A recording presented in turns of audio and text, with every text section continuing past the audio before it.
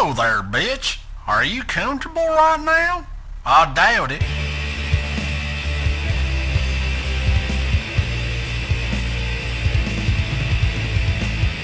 Episode 161 of Radio Free Innsmouth. This week, it's another Greek band called Agatus. And yes, that is how it's pronounced. Thanks, Dark Throne.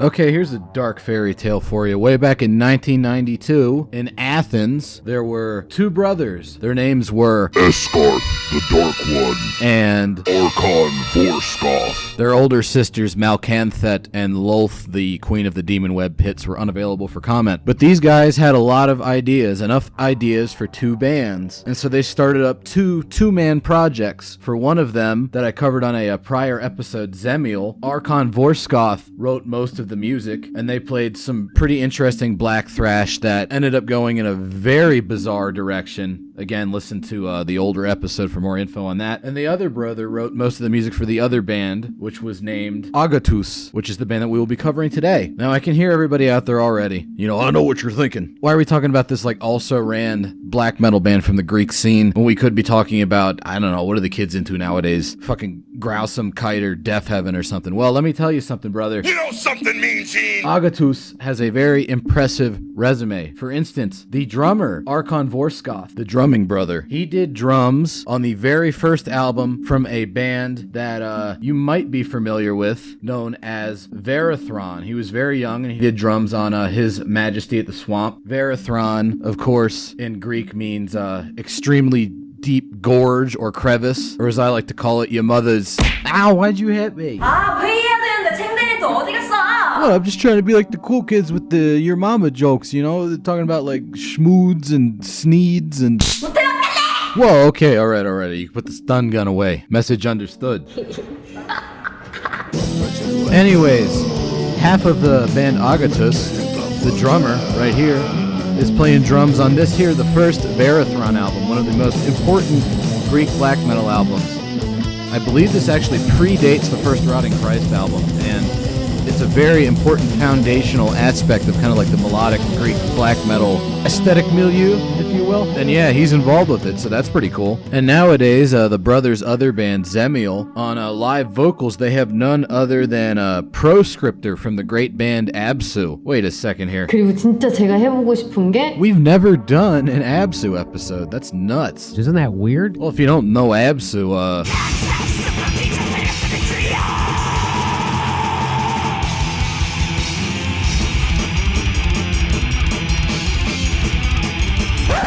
they're fucking great. So what the fuck am I talking about? What I'm saying is, Agatus comes with a great list of references. But what the hell does Agatus actually sound like? Yes, get over it! Well, my central thesis for this episode... Get those nerds! ...is that Agatus is essentially a backwards band. What that means will become clear over the course of the episode. So the first Agatus album comes out in 1994, 2 years after they form, and a little bit after the first Zemiel album. Zemiel and Agatus albums tend to take a while to come out because they alternate. There's a Zemiel album where one brother's writing most of the stuff, then there's an Agatus album where the other brother's writing most of the stuff, and then there's like gaps of years in between. But here we go. 2 years after their first formation, the first Agatus full length. Characterized by fairly grandiloquent keyboard usage and a heavy sort of occult but also regal and medieval kind of atmosphere. Very, very black metal.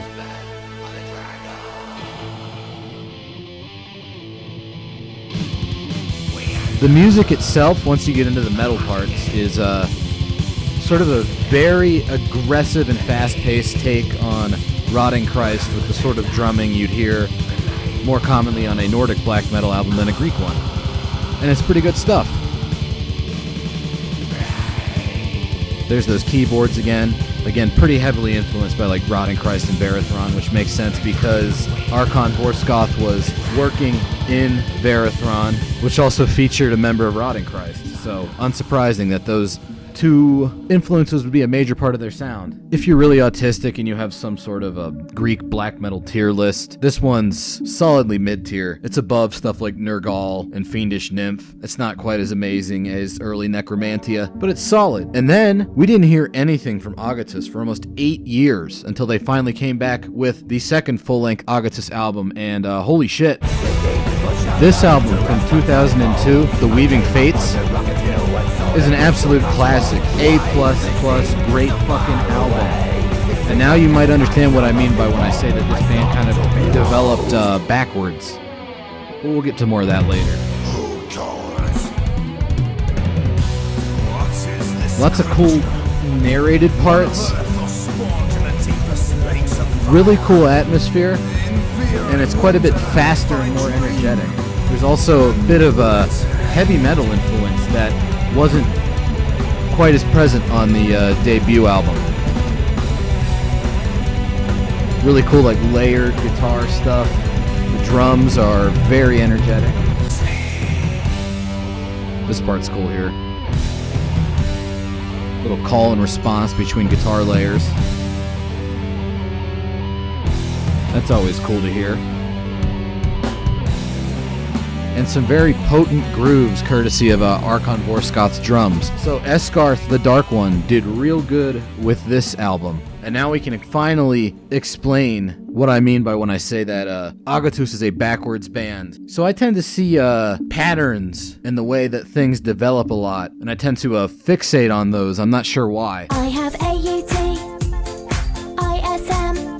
I have AUT, ISM, autism. But there is sort of like a standard Greek black metal band story arc. Or actually, there's a couple of those. There's one that was followed pretty heavily by Verathron and Necromantia, wherein you kind of bust on the scene with a very idiosyncratic and signature sound, and then sort of just hone in on that over the years and develop it without changing it too much. You remember that early Verathron I played at the very beginning of the episode? Well, middle career Verathron is more like this. You know, it's got foggier production. It's not quite as thrashy as early Verathron, but it's definitely the same band. It's very comparable. You could probably put the same production that the first album had on that, and you just think it was another song off their first album. And then like years and years and years later, they sound like this.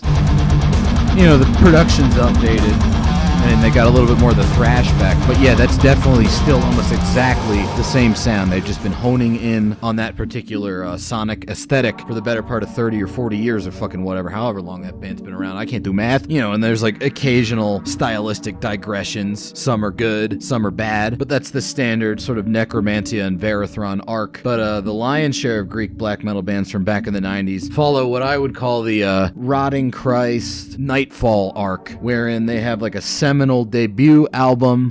Similar to that first arc, it's very idiosyncratic, very different from any other metal that existed at the time, and it's generally really, really good. And they might hone in on that sound and development over the course of a few albums afterwards. These are the albums that Jub likes.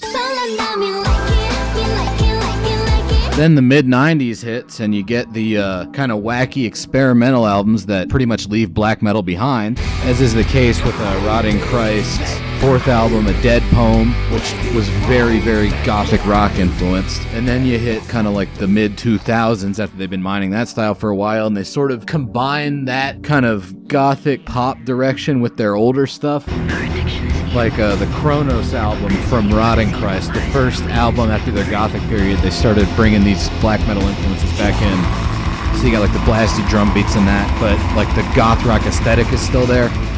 Later Rotting Christ is like, you know, it's pretty decent. Later Nightfall, pretty decent. Not as awesome as their early stuff. But here's where Agatus comes in. They went backwards. They had a decent kind of like pure black metal first album. They had a great second album that established a very unique style. And then their third album, which also took a long ass time to come out. It came out in 2016. It's easily one of the best black metal albums of the 2000s, and it's almost sort of not even really a black metal album. So that's what I mean, they're all fucking backwards. Wow! Wow! The name of this album is The Eternalist, which is a great name for this album because it's sort of combining several different eras of music. There's still like some black metal stuff in there, but it harkens back to a lot of like 80s melodic metal and even back into 70s space rock stuff like Hawkwind. Look at that, he even shifts from a black metal voice into clean vocals within like the same stanza. Really cool stuff. You can hear the great layered guitars here with some very 70s keyboards. It has a heavy melodic focus, which I enjoy quite a bit. Very complex layering of different guitar parts. Good fucking stuff, man. Dank. There we go. This is plenty of early Greek black metal for you. With some very storming riffage. A lot of thrash going on there too. And then it's going to transition into some very interesting kind of almost like battery stuff. And then watch how they layer the vocals here. We have like these like choirs in the background, these very plaintive shouts. And that's not even the end of the vocal layering. Like, this is almost kind of like a weird round thing they're doing here, because watch, we have some spooky narration in the black metal voice, layered over that very wailing voice, layered over these very masculine choirs. Really cool stuff on this album. Fitting for something called The Eternalist. It's all about kind of like ancient mythology, weird outer space shit. You know, very Chariots of the Gods, Maria Orsic flying grill saucers type stuff. Lots of great stuff on this album. There's a lot of tripartite guitar layering where you might have sort of like a chugging melodic riff in the background over which two guitars kind of harmonize a lead line. And that's pretty good stuff. And then check this out. This kind of cool like palm muted melody, sort of fighting for space with something that would normally be a tremolo pick melody, but instead it's this kind of chuggy thing here. Really cool stuff right there. And then it moves into a bit more amorphously structured, kind of almost ambient type thing. Like you would think this is your normal sort of like verse chorus heavy metal structure, but it's a bit too complicated and weird for that. Which I think, despite the fact that it's very heavy metal in aesthetic, marks this as still very much a black metal album in spirit in terms of how the songs are written. But then again, that amorphous structure also betrays the heavy influence that Hawkwind had on this musical exploration here. Like the bar chords there.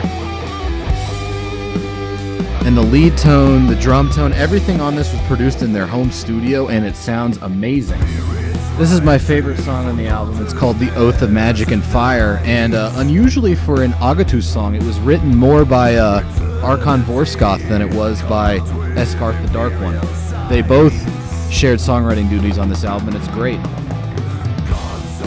So we have the standard sort of like rhythm verse and then this like melodic chorus type thing, showing off that very 80s kind of heavy metal style, but the complexity of the guitar parts are well in keeping with the best of Hellenic black metal. Vocals are cool because he's kind of switching between a black metal sort of like subdued shriek and then these very kind of classy clean vocals. Dig that. Also good bass tone. It's always nice. And then we leave behind the verse chorus structure for the second half of the song that goes into the sort of Burzum meets Hawkwind kind of weird explorations. A little sonic journey for you. Very driving drum performance. And then this part coming up here, this little vocal bit, is actually my favorite portion of the album. I like how they're bringing in different layers of sound too. They started out with just the guitars and drums. They brought in the bass, bringing another guitar layer, almost kind of like doing an Iron Maiden thing. Really dig that. And then here is where it gets really good with this particular vocal line that's about to hit us right in the fucking gut, dude.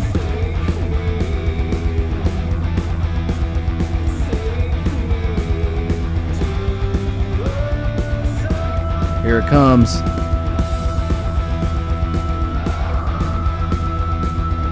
Hell yeah. Fucking 80s power metal falsetto. Dig the shit out of that.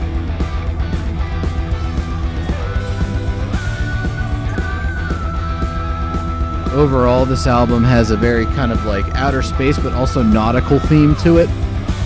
There's a lot of talk of Odysseus and Gilgamesh, but also Atlantis and, you know, the aforementioned Vril saucers and ancient aliens type shit. Makes for a really cool, very psychedelic black metal, heavy metal, space rock experience. Utterly unique sounding album. Can't recommend The Eternalist enough. And if you're going to buy any Agatus album, I'd say that would be the one to get. But their second one's really good too. I don't know. Hopefully I sold you on these guys, and I'll see you next week. Thank you for watching. What the fucking hell? You done the mic for? How you fucking mate, my bro, man? You sent me a message first, yeah? I live in Slavic Birmingham. If you want the fucking bro, come down, Slavic, that's for Danny G. I'll come down and I'll break your fucking legs. You know the bitch. You know what I'm saying? You know what I'm fucking saying? I'm like your fucking bro, fuck that, you folks, son. Come down and I'll fuck you up. Come down and now, and I'll fuck you up.